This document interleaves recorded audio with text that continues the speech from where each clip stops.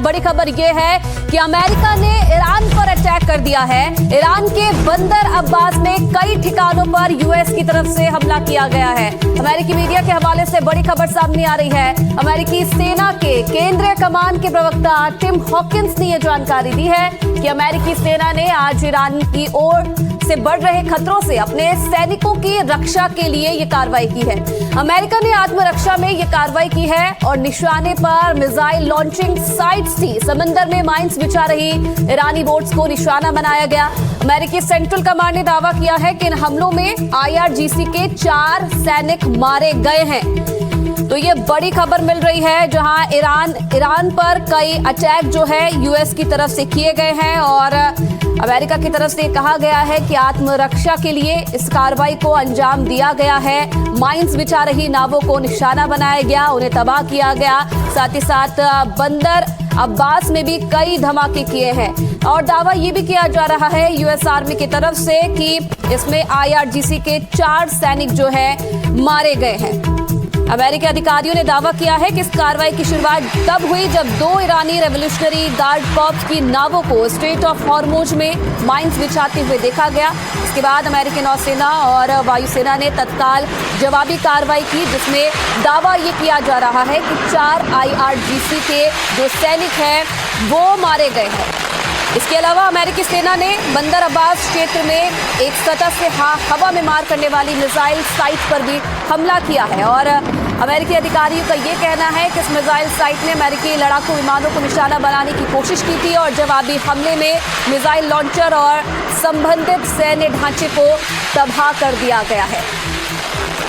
तो ये बड़ी खबर मिल रही है। एक तरफ तो समझौते पर बातचीत हो रही है ईरान और अमेरिका की, दूसरी तरफ यह अटैक यूएस की तरफ से किया गया है। इस खबर पर और ज्यादा जानकारी के लिए मेरे सहयोगी विशाल विवेक सीधा न्यूज रूम से लाइव हमारे साथ जुड़ गए हैं। विशाल, कुछ अपडेट मिल पाया है जो हमला यूएस की तरफ से किया गया है, कितना नुकसान इसमें हुआ है? देखिए, अभी तक जो अनकन्फर्म्ड रिपोर्ट्स हैं ईरान के साइड से वो बता रहे हैं कि 4 IRGC के सैनिक हैं वो मारे जा चुके हैं इन 2 अटैक्स में जो कि यूएस ने एग्जीक्यूट किए हैं। एक तो स्ट्रेट ऑफ हॉर्मुज के पास जो लारक आइलैंड है, जो कि एक कंटेंशियस आइलैंड है उस पूरे एरिया में, उसके ऊपर भी हमला हुआ है, उसके अराउंड हमला हुआ है जो ईरानियन बोट्स के ऊपर हुआ है। और दूसरा हमला हुआ है जो एक बहुत ही क्रूशियल पोर्ट है बंदर अब्बास, उसके ऊपर भी हुआ है। तो इन 2 अटैक्स में जो हमले जो हताहत हुए हैं, करीब 4 सैनिकों के मरने की खबर आ रही है IRGC के साइड से। तो लेकिन कितना इंफ्रास्ट्रक्चर पे डैमेज हुआ है वो देखना बाकी है अभी। तो उसी हिसाब से ईरान का भी रिस्पांस होगा, क्योंकि जो टॉक्स चल रहे हैं, जो वार्ता चल रही है यूएस और ईरान के बीच, वो ऑलरेडी काफ़ी कंटेंशियस है। वो किस डायरेक्शन में जाएगी वो किसी को पता नहीं है। तो क्या वो इस अटैक से उस वार्ता पे भी असर पड़ेगा, ये सब भी देखने वाली बात होगी। और ये पहला वाकया नहीं है जिसमें कि यूएस ने ईरान पे हमला किया है जिस समय सीज फायर चल रहा हो। पहले वीक ऑफ मई में भी ऐसा अटैक हुआ था। वो इतना बड़ा अटैक नहीं लग रहा है, बट ये देखना होगा कि जो इंफ्रास्ट्रक्चर डैमेज है, बंदर अब्बास बहुत क्रूशियल पोर्ट है ईरान के लिए, तो उस पर कितना हमला हुआ है वो देखना पड़ेगा अभी। ठीक है विशाल, आप बने रहिएगा हमारे साथ, आगे भी जानकारी आपसे लेते रहेंगे। तो ये बड़ा हमला यूएस की तरफ से किया गया है। अब देखिए, ईरान का रिएक्शन भी इस पर सामने आया है। अब इस हमले के बाद ईरानी अधिकारी ये बोले हैं कि हम पीछे नहीं हटेंगे, यानी कि ईरान पीछे नहीं हटेगा। अमेरिका के हमले के बाद ईरान ने ये जवाब दिया है। ईरान के जो टॉप अधिकारी हैं उनकी तरफ से ये बयान सामने आया है। सुरक्षा अधिकारी ये कह रहे हैं कि हम पीछे नहीं हटेंगे, यानी कि जो हमला अमेरिका की तरफ से किया गया है उस हमले का उसी तरीके से जवाब दिया जाएगा। अब कैसे जवाब देगा ईरान और क्या इसका प्रभाव पड़ेगा जो समझौते को लेकर बातचीत हो रही है।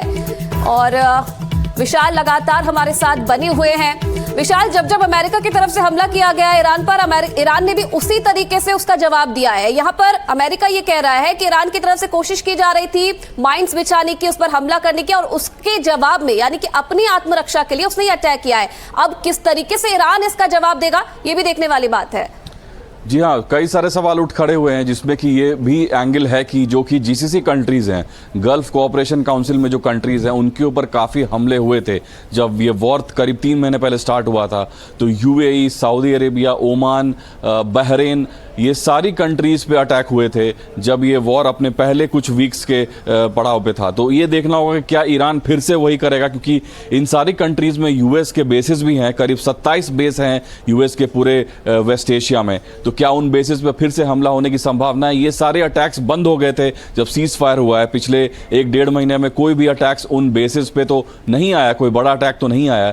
तो हो सकता है ये नया मोड़ हो, एक नया अध्याय हो इस वॉर में।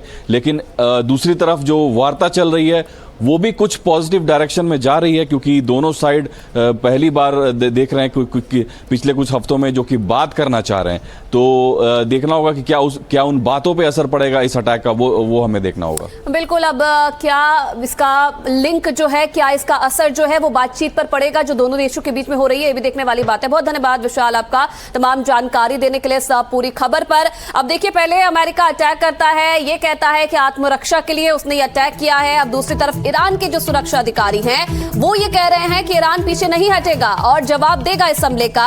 अब दूसरी तरफ दोनों देशों के बीच में समझौते पर बातचीत भी हो रही है। डोनाल्ड ट्रंप बार बार ये कह रहे हैं कि बातचीत काफी अच्छी चल रही है, बहुत सारी ऐसी चीजें हैं जिस पर सहमति बन चुकी है। लेकिन दूसरी तरफ अब जो ये हमला है, क्या इसका असर उस बातचीत पर पड़ेगा, ये भी देखने वाली बात है। और चलिए खबरों में आगे बढ़ते हुए बात करेंगे ट्विशा शर्मा मौत मामले की। ट्विशा की मौत के मामले में आज से सीबीआई जांच करने वाली है। सोमवार को सीबीआई ने केस अपने हाथ में ले लिया। आज समर्थ की भी कस्टडी में सीबीआई को मिल सकती है समर्थ की कस्टडी। आपको ये भी बता दें कि सीबीआई ने इस मामले में बीएनएस और दहेज निषेध अधिनियम की धाराओं के तहत मामला दर्ज किया है। तो सोमवार को सीबीआई ने ये केस अपने हाथ में ले लिया है और आज समर्थ यानी कि ट्विशा का जो पति है उसकी भी कस्टडी सीबीआई को मिल सकती है। इस मामले में सीबीआई ने बीएनएस की और दहेज निषेध अधिनियम की धाराओं के तहत मामला दर्ज कर लिया है।